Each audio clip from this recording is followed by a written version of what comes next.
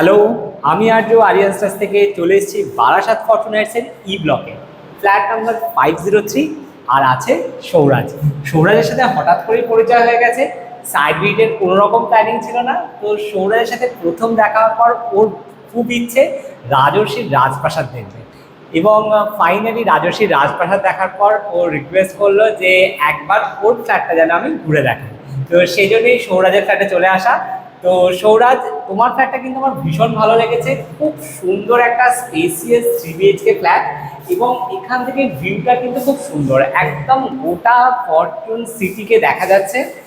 একদম সুন্দর একটা ভিউ আসছে এখান থেকে। দুটো ব্যালকনি আছে, তো এখান থেকে দাঁড়িয়ে যেমন আমরা পুরো ফরচুন হাইটসের বাকি কমপ্লেক্সটাকে দেখতে পাচ্ছি, ফুল কমপ্লেক্সটাকে, সেরকম মেন রোডটাকে দেখা যাচ্ছে। এবং আমার মনে হয় এই ফ্ল্যাটের এটা সবচেয়ে প্লাস পয়েন্ট। ঠিক আছে, তো সৌরাজের সাথে একটু প্ল্যানিংটাও শেয়ার করে নিই। তো সৌরাজের নিজস্ব একটা প্ল্যানিং আছে, তো সেইটা এতক্ষণ শুনলাম, সেটাই তোমাদের সাথে শেয়ার করছি। দরজাটা ক্লোজ করে দিই।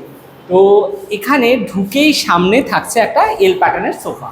ঠিক আছে, তো এটা চাইলে তুমি সোফা কাম বেড করে নিতে পারো, এবং এখানে একটা টুলস কাম একটা সেন্টার টেবিল রাখতে পারো, যেখানে 4টে টুলস তার ভেতরে চলে যাবে। তাহলে এখানে অ্যাট এ টাইম অনেক মানুষ কিন্তু বসে গল্প করতে পারবে। এখানে একটা বড় টিভি ইউনিট হচ্ছে, যেটা তুমি সুন্দর করে সেখানে শোপিস রাখতে পারো, বা লুগোস দিয়ে সুন্দর করে একটা ডিজাইন করে তুমি টিভি ইউনিট ডিজাইন করলে।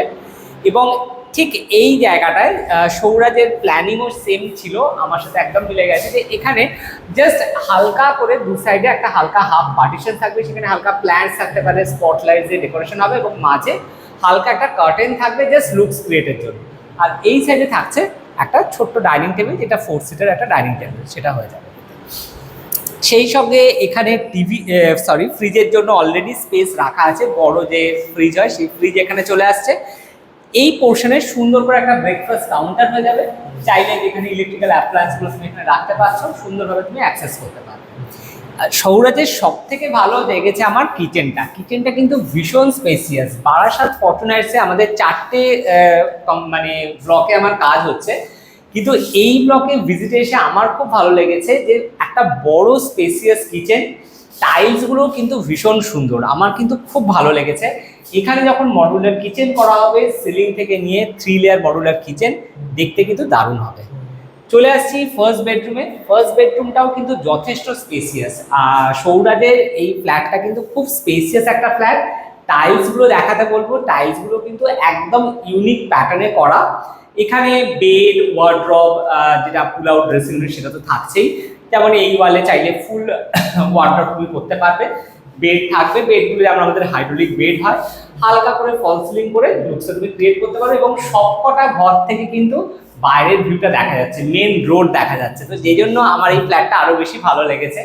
তো ই ব্লকে ফার্স্ট টাইম এলাম সৌরাজের ফ্ল্যাটে। চলে আসছি নেক্সট রুমে। নেক্সট রুমটা একদম সিটিং এর ঠিক পাশেই আছে। রুমটা খুব ছোট না হলেও স্কোয়ার প্যাটার্নে, এখানেও কিন্তু খুব সুন্দরভাবে রাখা যাবে। এখানে একটা সুন্দর স্টাডি ইউনিট, এই সাইডে একটা ওয়ার্ড্রব এবং বেড, হালকা করে ফল সিলিং করে দিলে লুকসটা ভালো লাগবে।